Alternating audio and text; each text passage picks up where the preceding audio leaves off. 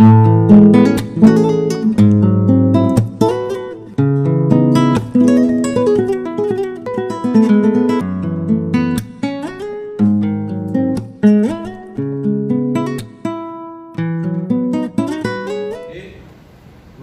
capítulo 24.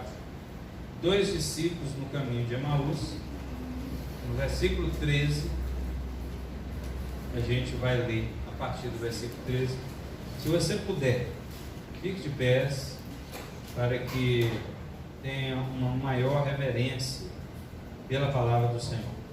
Eu já vou ler aqui para a gente aproveitar o nosso tempo. E eis que no mesmo dia, esse dia aqui é o dia da ressurreição de Jesus. Eis que no mesmo dia iam dois dos discípulos, para uma aldeia que distava de Jerusalém 60 estádios, cujo nome era Emaús. E iam falando entre si de tudo aquilo que havia sucedido. E aconteceu que, indo eles falando entre si e fazendo perguntas um ao outro, o mesmo Jesus se aproximou e ia com eles. Mas os olhos deles estavam como que fechados, para que o não conhecessem. E ele lhes disse: que palavras são essas que, caminhando, trocais entre vós? E por que estáis tristes? E respondendo um, cujo nome era Cleófas, disse-lhe: és tu só peregrino em Jerusalém e não sabes as coisas que nela têm sucedido nestes dias? E ele lhes perguntou: quais? E eles lhe disseram: as que dizem respeito a Jesus Nazareno, que foi varão profeta, poderoso em obras e palavras, diante de Deus e de todo o povo. E como os principais dos sacerdotes e os nossos príncipes o entregaram à condenação de morte e o crucificaram. E nós esperávamos que fosse ele o que remisse Israel. Mas agora, sobre tudo isto, é já hoje o terceiro dia desde que essas coisas aconteceram.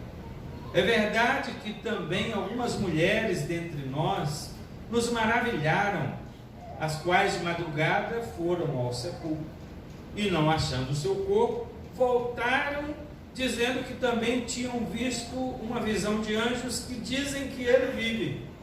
E alguns dos que estavam conosco foram ao sepulcro e acharam ser assim como as mulheres haviam dito, porém a ele não o viram. E ele, Jesus, lhes disse: ó nécios e tardos de coração, para crer tudo que os profetas disseram. Porventura não convinha que Cristo padecesse estas coisas e entrasse na sua glória? E, começando por Moisés e por todos os profetas, explicava-lhes o que dele se achava em todas as Escrituras. E chegaram à aldeia para onde iam, e ele fez como que ia para mais longe. E eles o constrangeram, dizendo: fica conosco, porque já é tarde, e já declinou o dia. E entrou para ficar com eles. E aconteceu que, estando com eles à mesa, tomando o pão, o abençoou e partiu e lhe o deu. Abriram-se-lhe então os olhos e o conheceram, e ele desapareceu-lhes. E disseram um para o outro: porventura não ardia em nós o nosso coração, quando pelo caminho nos falava e quando nos abria as Escrituras? E na mesma hora, levantando-se, tornaram para Jerusalém e acharam congregados os 12 e os que estavam com eles, os quais diziam: ressuscitou verdadeiramente o Senhor e já apareceu a Simão. E eles lhes contaram o que lhes acontecera no caminho e como deles foi conhecido no partir do pão. Amém. Aleluia. Amém. Amém. Pode sentar, irmãos. Aleluia. Então, irmãos, eu vou fazer aqui uma rápida capitulação, ou recapitulação, né? Para a gente continuar e encerrar. É hoje mesmo esse sermão. Eu comecei na outra semana dizendo aos irmãos que há duas histórias no Novo Testamento, nos Evangelhos, que mexem comigo desde quando eu era criança pequena lá em Micaraí. Que eu ouvia ou que eu lia a palavra do Senhor. Eu já falei para os irmãos sobre essa Bíblia mesmo aqui. Essa Bíblia aqui foi a primeira Bíblia que eu ganhei inteira, né? Que eu tinha a Bíblia que era o Novo Testamento, sabe aquelas biblinhas, Novo Testamento, Salmos, depois veio Novo Testamento, Salmos e Provérbios. Então eu tinha essas biblinhas, assim, não era completa. Aí essa foi a primeira Bíblia que meu pai deu para mim e para o pastor Cleilson, ele também tem uma dessa. Está aqui a datada, olha aqui, vocês nem pensavam em nascer. Quase 100 anos isso aqui. Ibicaraí, 5 de junho de 1984. Tá vendo?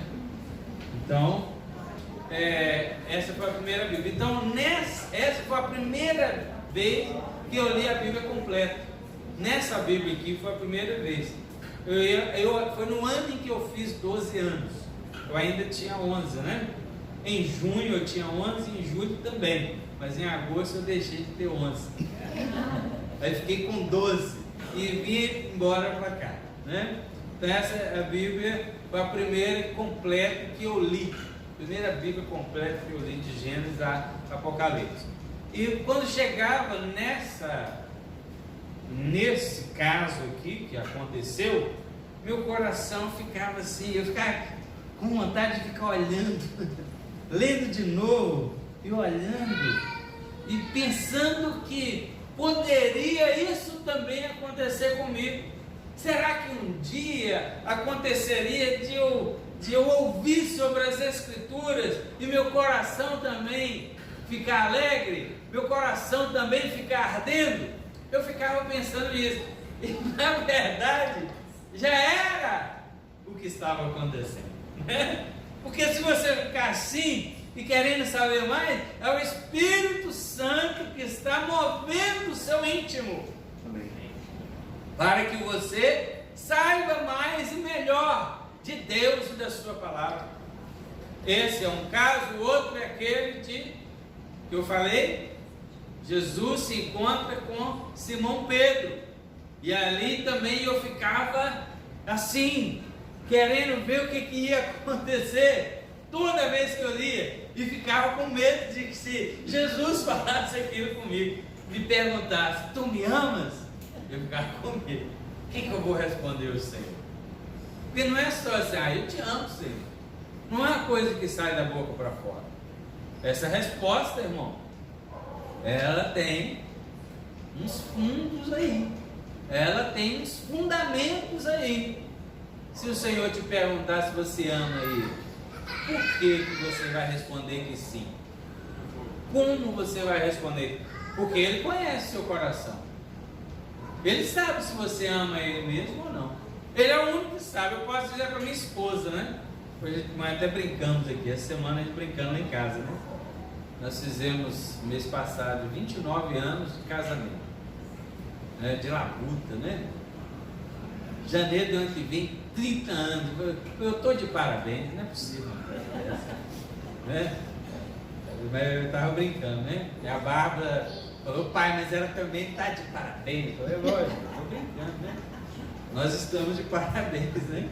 Estaremos de parabéns, chegar a 30 anos, né? De casamento. Eu posso dizer a ela, né? Eu não digo muito, mas de vez em quando eu digo. Vou dizer agora: eu te amo. Mas Deus sabe. Ela não sabe se é verdade. Quer dizer, ela sabe, né? Porque senão eu já tinha deixado ela há muito tempo. Mas, se não fosse isso, Deus sabe no meu coração. Você pode dizer que nós dizemos um para os irmãos: em Cristo Jesus eu te amo. Irmãos, em Cristo Jesus nós amamos mesmo, né? Mas nem sempre, às vezes nós temos dificuldade. Dependendo da pessoa e do que aconteceu, e de quem é a pessoa, e do que ela fez, nós podemos ter dificuldade em responder essa pergunta. Eu te amo. Você vê tanto de casais que vão para o altar fazendo juras de amor, daí 1 mês, daí 6 meses separados, 8 meses, 1 ano, 2 anos, não importa, não estão mais juntos. O que eu penso é que, segundo o que a Bíblia diz, o amor ele cobre multidão de pecados. Esse é o versículo, isso é o que está escrito. O amor cobre multidão de pecados. Vendo? Então, se eu digo a Deus que eu amo, Ele sabe se realmente eu amo, o que eu estou disposto a ser por Ele, o que eu estou disposto a fazer por Ele. Então, essas são as duas histórias nos Evangelhos que me chamam muita atenção desde quando eu era criança. Mas não vamos falar dessa segunda. Podemos falar de novo, que eu já falei em outra ocasião, né? Em uma outra oportunidade. Mas vamos lá. Eu estou dizendo para os irmãos, a primeira coisa que eu disse aqui, quero recapitular, é como as pessoas dizem que conhecem a Deus. Como as pessoas acham que conhecem a Deus. Principalmente aí no mundo. Veja que esses dois discípulos andaram com Jesus 3 anos ouvindo a Ele, olhando para a face dele, olhando para o rosto dele, saíam com Ele de manhã, saíam com Ele à tarde, saíam com Ele à noite, às vezes passavam a noite com Jesus em oração, né? Claro que não tinha energia elétrica naquela época, mas as pessoas à noite, quando saíam à noite, andavam com tochas, né? É claro que é diferente a visão, né? Para reconhecer, mas não um círculo de amigos, não no círculo de amizade. Ali você conhece a pessoa, você sabe quem está falando, a voz das pessoas, nós conhecemos a voz uns dos outros, pode estar tudo escuro, mas o irmão falou que você já conhece a voz dele. Então esses discípulos conheciam a voz do Senhor, conheciam ao Senhor, mas após a ressurreição, eles tiveram essa dificuldade. Claro que Jesus, após a ressurreição, estava diferente, mas não tão diferente assim. Ele estava diferente, mas não tão diferente assim. Eu vou repetir, ele estava diferente porque a ressurreição é uma nova vida, é um revestimento de um corpo novo, é um corpo sem corrupção. O que é corrupção? Deterioramento. Eu não tinha esses cabelos brancos aqui há 30 anos atrás. Eles ficaram brancos. O que é isso? Deterioramento. Eu posso pintar eles de preto. Posso pintar eles da cor natural do meu cabelo. Primeiro que não vai ficar a mesma coisa. Mas segundo, eles voltarão a ser brancos. O que é isso? Deterioramento. Corrupção. A Bíblia chama isso de corrupção do corpo. Eu não tenho mais 12 anos quando eu me mudei do interior da Bahia para cá. Agora, esse ano, se o Senhor permitir, é 54 anos. A voz mudou, né? As rugas foram aparecendo. Mesmo que o pastor Elias fale que eu fico... Aonde, pastor? No formol, né? Como é que é o nome? Fala que eu fico no formol, mas não é bem assim, né, irmão? Ele fala, não é bem assim, né? O cansaço, né? Há um esgotamento.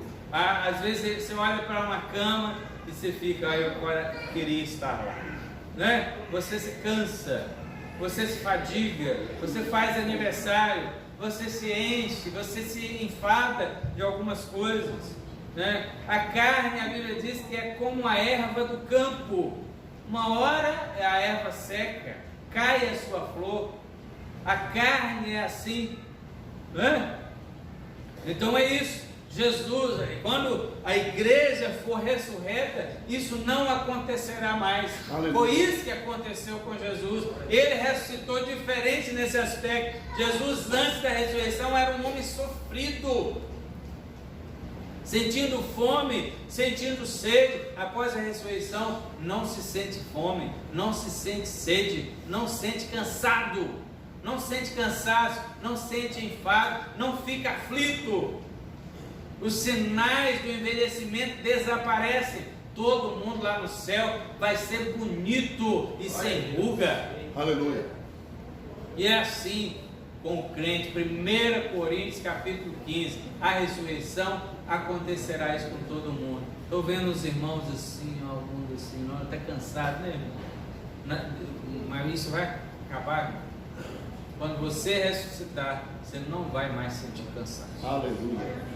Não mais vai ficar com sono. E foi isso que aconteceu. Então o que nós vemos, as pessoas dizem que conhecem Jesus. Olha o que eu falei aqui na quinta-feira.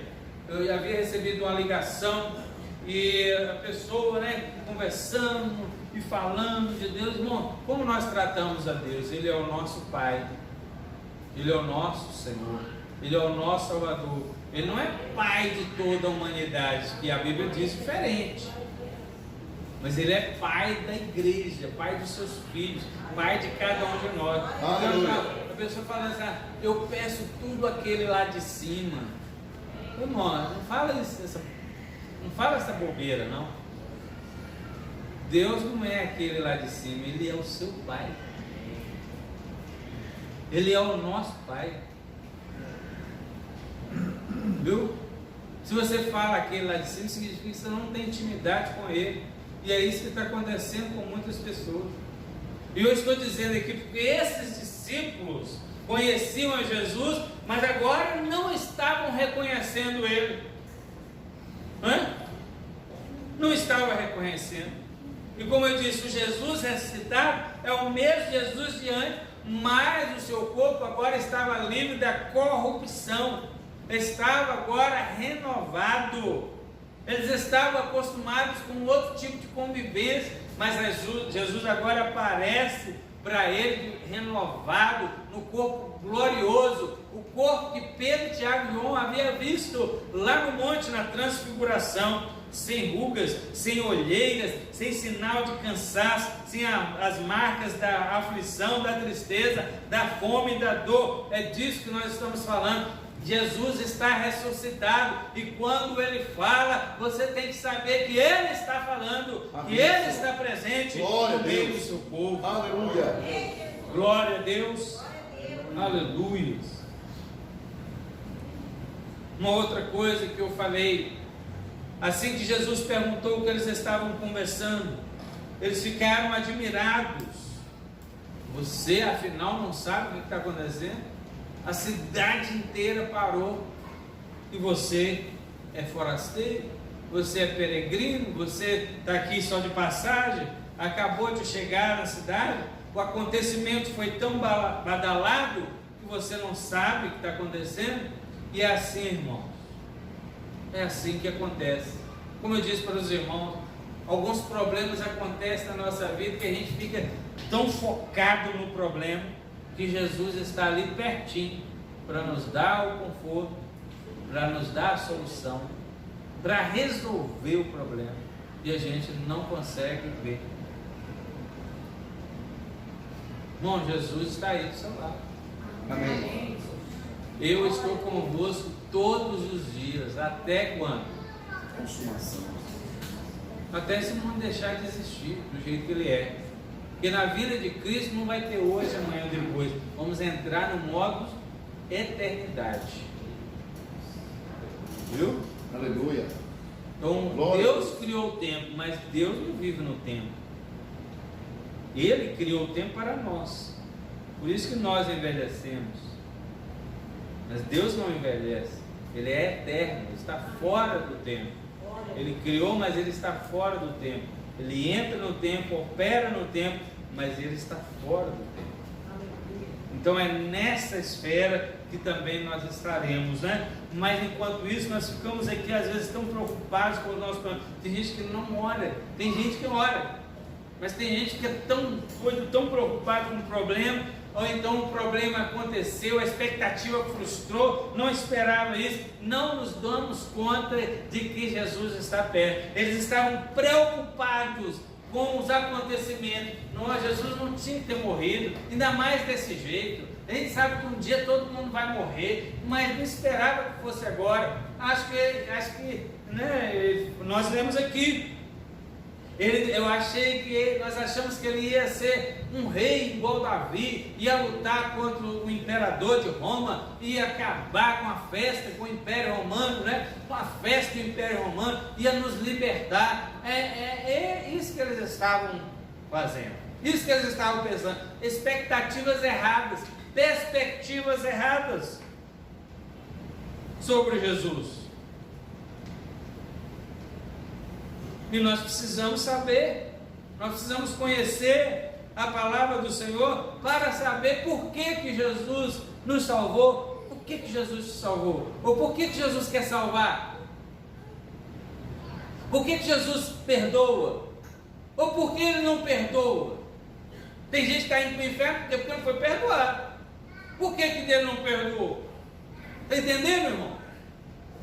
Conhecendo a Deus, a pergunta de Jesus foi engraçada, porque Ele falou: você não está sabendo o que aconteceu? E aconteceu com Ele. Mas Ele falou: quais são as novidades? O que aconteceu? Sobre o que vocês estão falando? Jesus perguntou isso de propósito para que eles tivessem ali a oportunidade de soltar para fora, lançar para fora aquilo que estava incomodando dentro deles.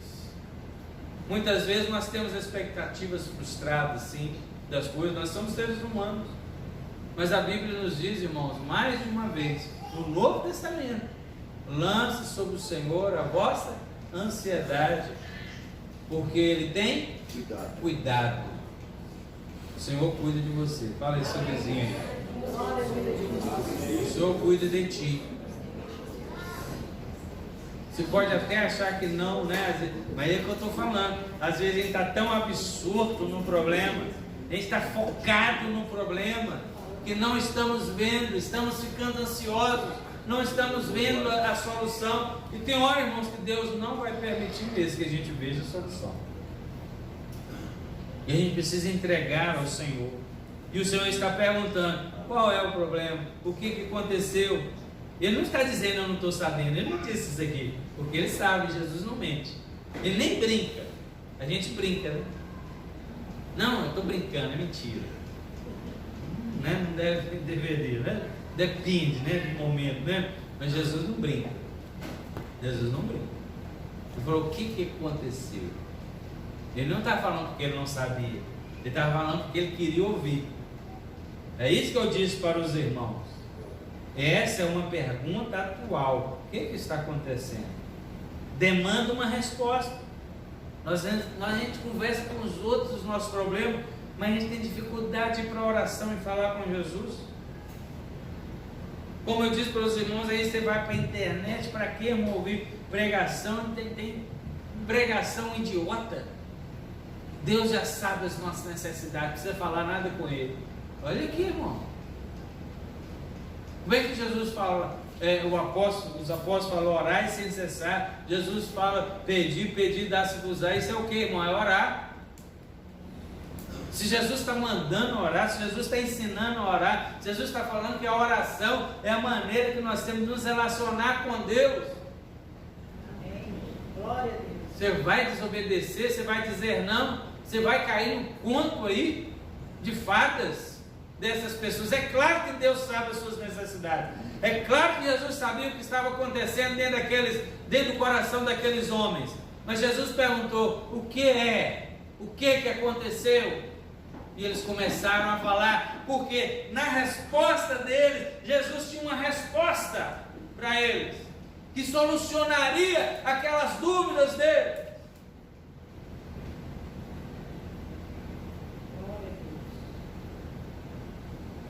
Glória a Deus. Aleluia. E eles falaram sobre o profeta Jesus Nazareno, verso 19: varão profeta, poderoso em obras, palavra, irmão. Como eu disse, Jesus não é só profeta, Ele é mais do que um profeta. Aleluia. E Ele não é mais do que um profeta, Ele é aquele que colocava palavras na boca dos profetas. Aleluia. Aleluia. Glória a Deus. Ele não é aquele só que opera milagres, mas Ele fala as palavras de Deus, porque Ele é também a Deus. No princípio era o verbo estava com Deus, e o verbo era Deus. Aleluia. Glória a Deus. Aleluia. As palavras dele, seus ensinos, são as palavras do próprio Deus. Aleluia. Por isso que eu digo aos irmãos aqui, falando das crianças, voltando um pouquinho, a psicologia, eu falei isso com quem essa semana, a psicologia diz isso aqui, que não pode fazer assim com a criança, que não pode fazer, diz, irmão, você não entra nesse negócio, quem sabe mais do que a psicologia é Deus, é a palavra de Deus. Psicologia tem 100 e poucos anos, Deus é eterno. Aleluia. Ouça Deus. Eu não estou dizendo que você não deve ouvir, mas quando confronta a palavra de Deus, aí você deve rejeitar a ciência, né? Porque não é ciência, não. Ciência é de Deus. E quando aqueles que se dizem cientistas vão contra Deus, eles que estão fora da ciência, pega a visão, né? O pessoal fala isso. Pega a visão, irmão. A psicologia é de Deus. E quando ela vem com gracinha querendo falar contra a palavra de Deus, deve ser rejeitada, porque não está sendo psicólogo nada, e nem é isso que é a psicologia. Deus que é o dono de tudo, Ele que é o psicólogo, Ele que é o cientista, Ele criou todas as coisas, Ele sabe de tudo. Aleluia. Salmo 139, o Senhor te viu quando você estava sendo formado lá no ventre da sua mãe. Você, lá diz assim, estava sendo entretecido, cada célula formando ali a unha, a cor, o seu dedinho, o primeiro mês, o segundo mês, Ele sabe, Ele estava vendo, Ele estava fazendo. Aleluia? Então é a palavra de Deus. A psicologia só é verdadeira quando ela confirma o que a palavra de Deus diz. A ciência só é verdadeira quando ela confirma o que Deus diz. Amém. Glória a Jesus. Se não confirmar, eles não estão fazendo ciência. Eles estão tentando te ludibriar. Essa semana, quando começaram as aulas, minha filha, que conta tudo, né? A gente já sabe que é assim, né? Chegou, pai, sabe o que o professor falou? Que nós viemos do macaco. Eu falei com ele, na próxima vez que você tiver a oportunidade, você fala assim com ele, professor, você tem mais fé do que eu. Você crê que o homem veio do macaco, você tem que ter mais fé. E que a Bíblia é isso, que a Bíblia é aquilo. Você tem que ter mais fé que o homem veio do macaco, que ter fé na palavra de Deus. Então não é, irmão? É muita bobeira. Olha só, ainda falei com ela, você fala com ele, professor, eu sei que nem o senhor acredita nisso, mas o senhor é obrigado a ensinar porque faz parte do currículo. Falei com ela para falar isso. Irmão, vou nem comentar, né? Já chega, acho que é o suficiente. Então, irmãos, as palavras de Cristo são as palavras de Deus. Irmão, o que aflige a sua alma? Lista aí para Jesus, vai para a oração, porque as respostas estão sempre na palavra de Deus. Nós não podemos, como cristão, ficar ouvindo outras pessoas que não tem nada a ver com Deus, com a Bíblia, com a igreja. As pessoas que estão lá no mundo vão te aconselhar para você estar na igreja, irmão? Não. O povo do carnaval fala, você vai para a igreja? Credo, vai falar assim. Você vai para a igreja, todo mundo em festa, você na igreja? É isso que eles vão dizer. Você está vendo? Aí você fica dando ouvido a esse tipo de pessoas, a pessoas que desistiram da igreja. Ah, mas fulano falou isso. Pessoas que não estão mais na igreja, que estão desviadas da presença de Deus até. Porque tem gente que está fora da igreja, mas devido a uma situação assim diferente, mas que não quer estar fora, está esperando uma direção, e Deus vai trazer direção para que elas se ingressem novamente na igreja. É uma situação atípica, anormal. Mas outro que já desistiu, que fica blasfemando e falando mal da igreja do Senhor, a igreja de Cristo, Ele que fundou a igreja, Ele sustenta a igreja é a noiva dele. Aí fica de fora e falando mal da igreja. Você está de fora, filho. Vou te dar ouvido não. Irmão, presta atenção. Então vamos lá, dando continuidade aqui. Glória a Deus. Aleluia. E o Senhor começou, né?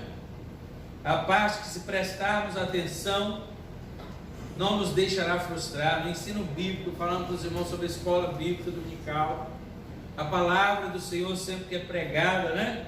Jesus, com toda paciência, começa a exortar eles nas Escrituras. Jesus começa dizendo assim: ó nécios. Isso não é muito legal de ouvir, não, né? Às vezes a gente fala, às vezes, né, sem querer, a gente fala, nossa, você é burro, né? Jesus era educado e ia falar assim, né? Mas significa isso: honestos, ó seus tolos. Tipo assim, na linguagem de hoje, seus burros, né? É isso que significa nécio, sem entendimento. Hoje as pessoas se ofendem, mas Jesus falou com os discípulos: seus nécios, seus tolos. Pedro, um dia que foi falar: Senhor, não faz isso contigo não vai para a morte não. Jesus falou: para trás de mim, Satanás. Chamou Pedro de Satanás, né? Se fosse uns de hoje, né? Não, me chamou de Satanás, eu vou embora daquela igreja. Jesus, irmão, Jesus chamou, né? Jesus chamou Pedro ali, ele não desviou não. Ele tentou, né? Mas Deus tinha um propósito com ele, né? Ele negou a Jesus, mas Jesus voltou ele para o lugar, né? Não que ele fosse Satanás.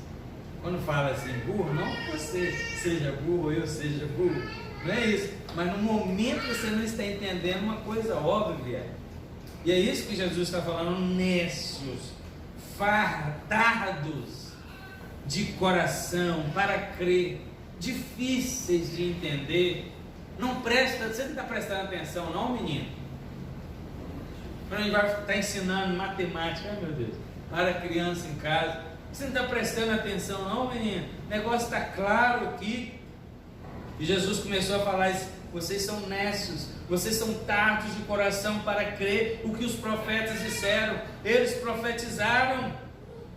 E Jesus começou lá pela lei, dizendo aqui, começando por Moisés e todos os profetas, explicava-lhes o que deles, de Jesus, se achava em todas as Escrituras. Jesus pegou lá de Gênesis a Malaquias, 2 horas, mais ou menos 2 horas de caminhada, e foram conversando, e Jesus foi falando. Então estou falando, irmão, procure entender, não durma na mensagem, participe dos estudos bíblicos, da escola dominical. E Jesus diz: não convinha, ou não tinha que acontecer isso. Esse tinha um convite significa que era desígnio de Deus, que o trabalho do Messias só estaria completo se ele passasse também pela morte de cruz.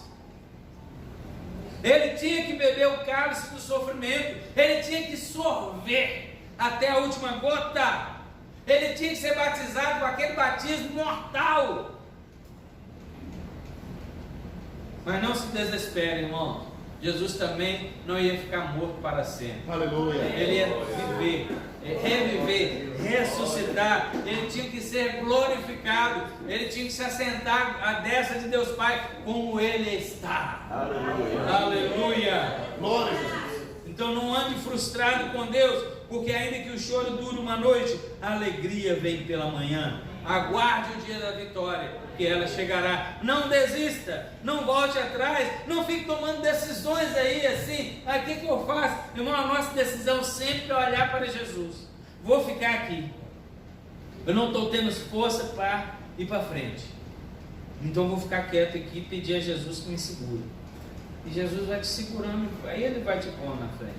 Não dê passo para trás não, não olhe para trás não, que vai passar depois de 1 ano, 5 anos, 10 anos, você vai olhar para frente. Eu poderia estar lá, mas olha como eu estou, olha o meu estado.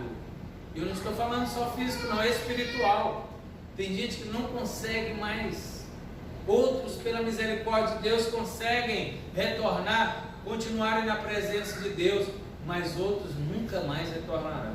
Morrerão nos seus pecados, serão condenados. Então, meus queridos irmãos, atenção.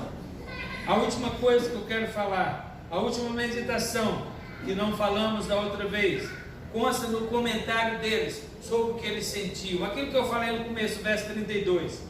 Quando Jesus fez menção que ia para outro lugar, o dia já estava entardecendo para anoitecer, e eles falaram: fica conosco. Era costume naquele lugar, naquela época, ainda existe esse hábito cultural, né, de dar hospedagem às pessoas, aos forasteiros. Fica conosco, pousa ou repousa conosco essa noite, porque o dia já está declinando. E Jesus ficou com eles. E na hora de partir o pão, na hora da janta, né, ou do café, lá, né, só para contextualizar, Jesus abençoou, deu graças ao Pai. Aí eles reconheceram: olha, Jesus. Aí, quando olharam, Jesus não estava mais. Aí eles começaram a comentar. O verso 32 diz: porventura não ardia em nós o nosso coração, quando pelo caminho nos falava e quando nos abria as Escrituras? Olha aí, alguma coisa diferente, gostosa e inexplicável acontecia dentro deles, enquanto Jesus lhes explicava as coisas da palavra. E a pergunta que não quer calar para nós é: como fica o nosso coração? Como fica o seu coração, igreja, em relação à presença do Espírito Santo na igreja? Como está o seu coração hoje aqui no estudo? Como está seu coração nessa ministração da palavra de Deus? Ou quando nós estávamos cantando, ou nas orações, ou quando você está em casa. Você tem um tempo lá e você abre a sua Bíblia e seu coração arde. Você vê, olha, que coisa magnífica. Você lê a palavra de Deus e você, quando levanta ali, você fica saciado. Isso acontece, irmão? Porque se não acontecer, eu acho que você precisa ir para a oração, pedir a Deus para arder o seu coração. Você precisa pedir a Deus misericórdia. Como é se aproximar da ceia do Senhor, por exemplo, com o coração frio? Porque eu acho que antigamente era diferente. Tinha gente na igreja enrolada. Vou falar de 40 anos atrás. Tinha gente, tinha muito não, mas de vez em quando aparecia um membro da igreja muito enrolado. Ele não ia na igreja de jeito nenhum, mas dia de ceia ele não faltava. Considerava a ceia como uma coisa extraordinária, né, além de um culto comum. Hoje em dia, tanto faz. Se tiver que faltar, não importa se é ceia. Estou falando do trabalho da pessoa, tá? Se tiver que faltar, falta. Outros que falavam assim: não dá para vir durante a semana no culto, porque trabalha a semana inteira. No ônibus que eu pego não dá tempo de chegar, mas no domingo não dá. E quando eu falto domingo, minha semana não fica bem. Parou de falar isso. O coração não está mais ardendo por isso. O que está acontecendo, irmão? O que está acontecendo conosco? O que está acontecendo com a igreja atual?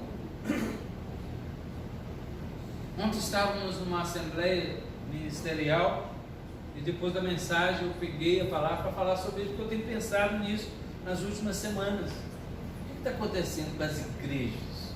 As igrejas estão preocupadas com o modismo. Hoje pinta ela de branco, amanhã pinta de preto, daqui uns dias vai ser de rosa, depois vai ser de vermelho, não é? Preocupados com modismos que não influenciam em nada. Passou o modismo, não temos que inventar uma coisa nova para prender os irmãos na igreja. Irmão, o que é novo é antigo. Isso aqui é novo e antigo ao mesmo tempo. Glória. É novo porque renova. E é antigo porque está aqui, ó, desde sempre. Aleluia. Então o seu coração tem que arder. Seu coração tem que arder pela palavra de Deus. Eles falaram isso. Porventura não ardia em nós o nosso coração quando ele nos falava. Quando ele falava das Escrituras. Nosso coração precisa arder, irmãos, pela palavra de Deus, pela oração, porque estamos na presença do Senhor. Então um ditado de crente diz assim, antigo, a Bíblia fechada é um livro qualquer, mas quando você abre, você começa a ler, é Deus falando com você. Por isso que nós acreditamos que a Bíblia é a palavra de Deus. Você quer uma resposta de Deus para a sua vida? Não fica lá assim, a sua igreja tem revelação? Aqui é revelação. Você quer a resposta? Está aqui. Glória a Deus. Amém. Deus pode usar pessoas com dons espirituais notáveis, né, e diversificados, mas eles são apenas para confirmar. Eles estão abaixo desse crivo aqui. Aleluia. Glória a Deus. Aleluia. Então, como eu disse, como é que você vai se aproximar da ceia do Senhor com um coração frio? Estar no culto é como se estivesse no shopping, ou estivesse no meio dessa bagunça aí. O coração pulsa para muitas coisas hoje em dia, e quanto a pulsar por Cristo, quanto a pulsar pela palavra de Deus, como está o seu, o meu, o nosso coração? Existem muitas atrações, hoje em dia está muito fácil, tudo, os prazeres, os divertimentos, o dinheiro. Hoje de manhã nós comentávamos aqui, muitas pessoas têm experiência do passado, de passar grandes necessidades, de ter até um pouco de receio dessas necessidades voltarem a acontecer de novo, de não ter as 3 refeições do dia, de ter uma ou de ter 2. Mas hoje não é isso que acontece, temos até demais. O Senhor tem nos abençoado com mais do que merecemos. Mais do que precisamos, melhor dizendo.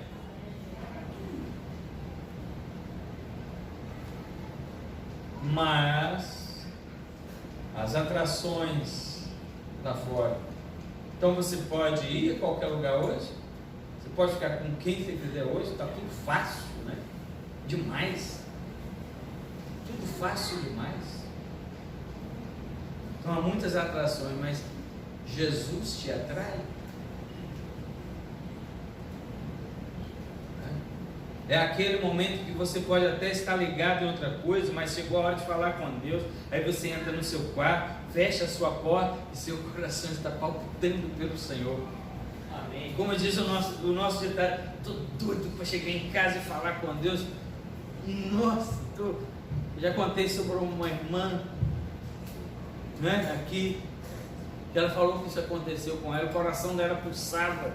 E ela estava arrumando a casa, ela parava, tinha gente, né, às vezes parente, ou filho, ou marido, e o coração dela palpitando. Eu não quero ver isso. Ora, ela ia para o banheiro, fechava a porta, joelhava ali, ficava um pouquinho, falando, tem que sair, tem que fazer mais coisas, e aí depois voltava, e ia, e voltava, ficou assim uns dias, até que Jesus falou, para um pouquinho.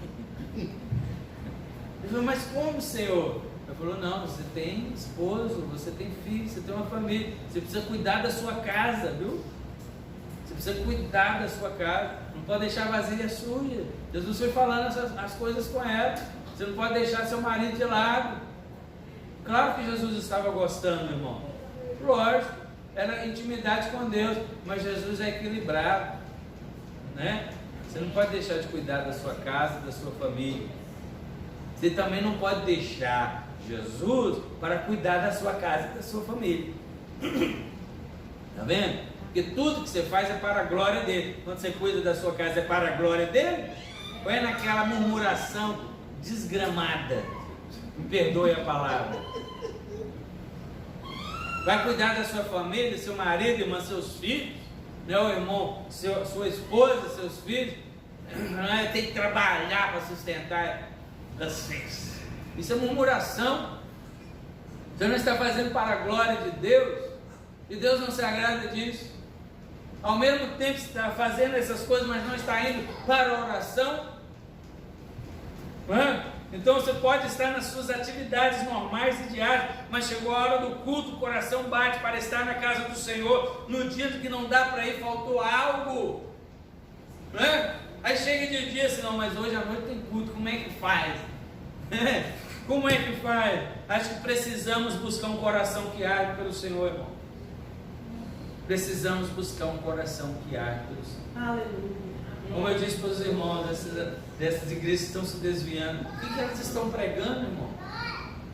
O pessoal não está indo nem levando a Bíblia para o púlpito mais. Quer fazer o pessoal rir. Algumas igrejas dizem assim, o pessoal já está cansado da vida, é muito pecado, vou ficar falando sobre pecado. Irmão, se você não falar sobre pecado, ele não receberá o dom da vida eterna, não terá alegria no seu coração. É só depois que Jesus entra e o pecado é abolido, que há alegria no coração do homem.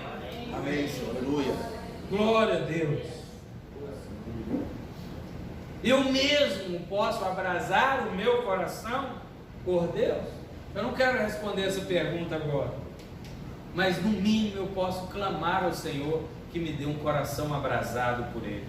Amém, Senhor. Eu posso clamar ao Senhor, Senhor, eu estou sentindo meu coração frio. Eu vou dizer para os irmãos, eu sei, irmãos, eu sou velho de crente, eu sei que a gente passa por momentos de congelamento espiritual. Eu sei. Congelamento, fala, gente, será que eu sou crente?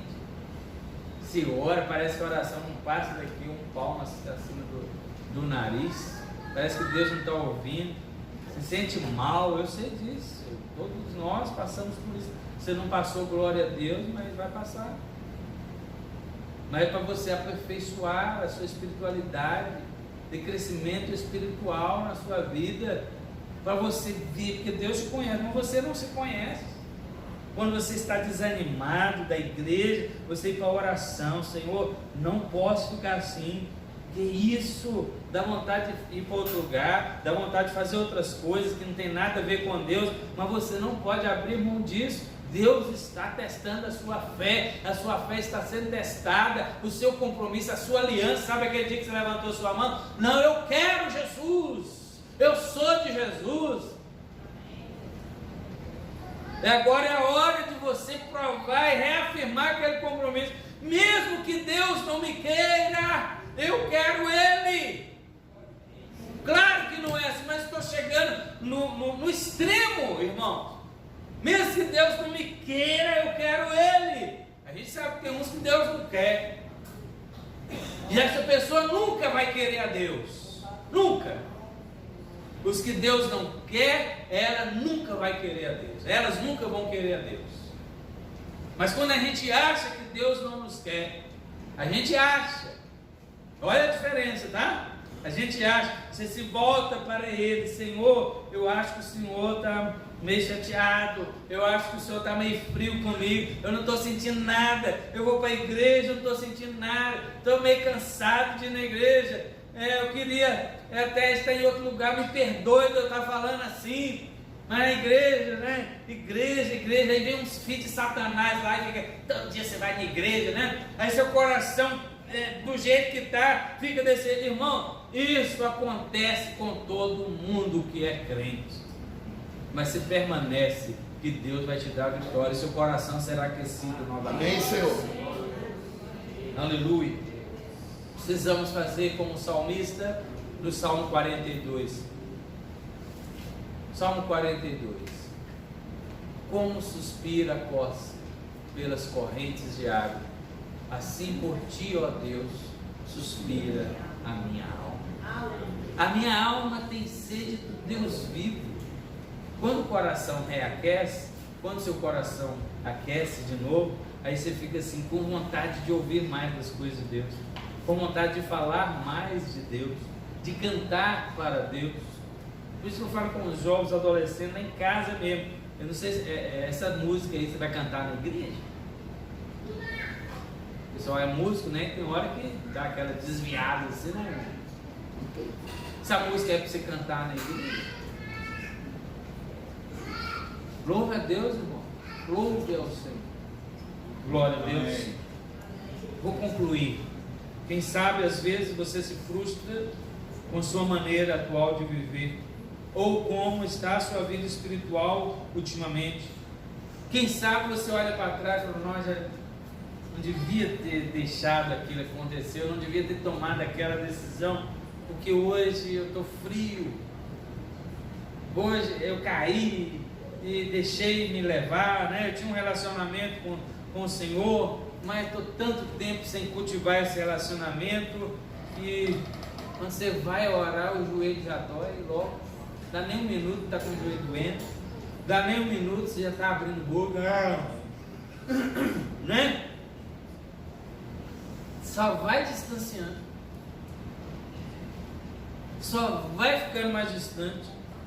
Uma amizade entre pessoas, né? Eu me lembro quando a gente mudava de um bairro para outro, tínhamos, né? Eu, pelo menos quando era adolescente, né? Para jovem, tinha aquele desejo de voltar para aquele bairro, né? Ah, não, quando eu puder, eu vou comprar um lugar aqui, né? Eu lembro que era assim, eu mesmo era assim, por causa das amizades, por causa do local que a gente já estava acostumado, das pessoas que conviviam conosco. Mas depois que a gente muda de um lugar para o outro, tudo muda também. Conhecemos outras pessoas, conhecemos outros lugares, as pessoas do bairro anterior, nós vamos diminuindo o contato, até que com o tempo ficamos sem ter muito o que conversar ou oportunidade para interagir. É assim com Jesus, irmãos. Você quer de novo aquele relacionamento antigo, como eles estavam buscando? O coração ardia, Jesus estava de perto e eles não reconheceram. Aquele sentimento forte da presença do Espírito Santo, volte para o bairro antigo, volte ao primeiro amor, volte aos cultos, participe dos cultos de novo, volte para a comunhão da igreja, volte para os cultos de oração, mas não pare no primeiro dia, porque no primeiro dia, né, ou você vai, não, vou ter que pegar no tranco, ou então vem aquele, né, aquele negócio assim, aquele boom, mas depois você desanima de novo. Insista, persista, não desista, e você vai percebendo um crescendo pequenininho, depois vai aumentando mais e mais, até que você reconhece: ó, Jesus estava aqui do meu lado, o Espírito Santo estava dentro da minha vida, mas ele estava apagado. O que o apóstolo Paulo diz? Não apagueis o Espírito. Tem muita gente que está com o Espírito Santo, mas ele está apagado dentro da sua vida. Você não escuta ele falar. Tem uma crosta no espírito, no coração, no ouvido espiritual, que ele falar ou não falar é a mesma coisa. Se bater, não ouvir. Em Isaías 40:31, por exemplo, diz lá: os que esperam no Senhor renovarão as suas forças. Ali o verbo no hebraico, esperar, é cavar, não cavar, né, na terra. Tem um significado muito mais profundo do que simplesmente espera no Senhor, senta lá passivamente.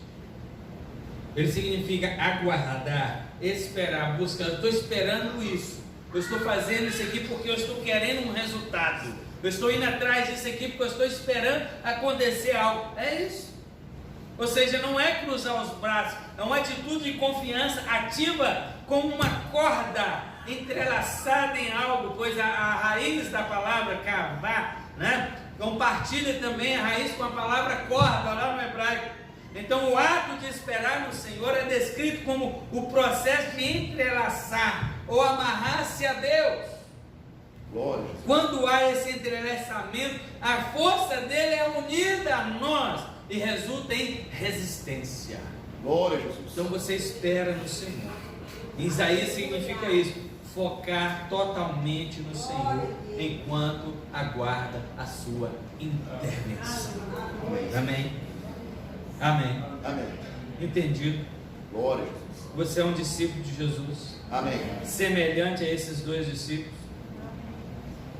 Glória a Deus. Então, ore neste momento para o Senhor